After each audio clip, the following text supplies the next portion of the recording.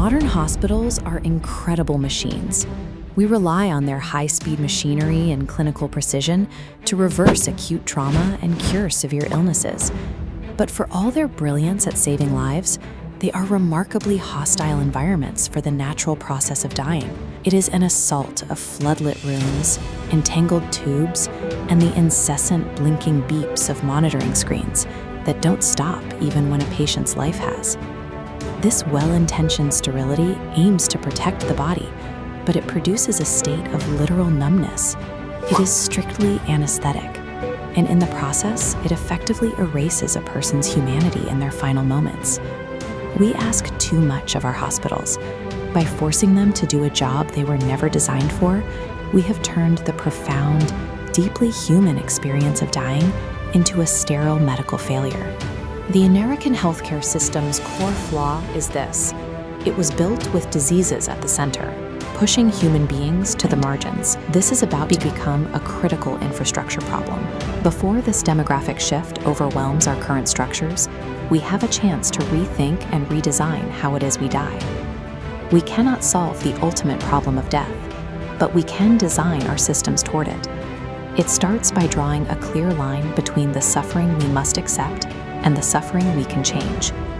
Necessary suffering is the natural biological decay of the body, and to this we are called to make space, adapt, and accept forces larger than ourselves. It is the invented pain, the deep isolation, and the clinical numbness inflicted by our badly designed medical institutions. The role of a caregiver is to relieve suffering, not add to the pile.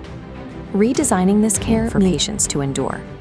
Beyond policies and systems, we have to look at the senses. When the body itself is failing, we can intentionally design for the aesthetic realm. Simple sensory gratifications offer profound comfort. The smell of baking cookies in a hospice kitchen, or the touch of a dog's cold muzzle against dry skin. These primal delights reward a patient for simply existing in the present moment. Consider the experience of a patient trapped in a hospital burn unit, dealing with intense physical pain and locked entirely in a windowless room, cut off from the natural world. The next day, a nurse smuggles a real melting snowball into that sterile clinical setting and places it in the patient's hand. The physical sensation of that cold water dripping onto burning skin delivers an immediate tactile miracle. In that instant, the rapture of just being a part of this planet matters more than the medical outcome. As long as we possess even one functioning sense, we hold the possibility of accessing our humanity and finding meaning. Generative act. Healthcare should move past making things less horrible and actually focus on making life wonderful. Take a patient named Frank. He's living with advancing prostate cancer on top of long-standing HIV. But Frank is an adventurer who flatly rejects a life of regret and clinical safety. Against the advice of many, Frank decided to prioritize his life experience while he still could. He chose to raft down the freezing, dangerous waters of the Colorado River, surrounded by blistering heat, scorpions, and the glorious world beyond our control. Play and adaptation are fundamental human traits. The need for food birthed cuisine. The need for shelter birthed architecture. Since dying is a necessary fact of life, we have the chance to create new ways to experience joy within that reality. When we provide people the support to figure out what is best for themselves, we allow life to fully play itself out, rather than shutting it down prematurely. It is about a shift in how we see the time we have left.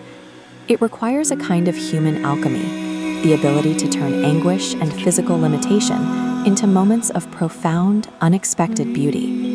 We do not have to accept the traditional view of aging and dying as a tragic fading out in a sterile room. With intention, it can become a process of crescendo through to the very end.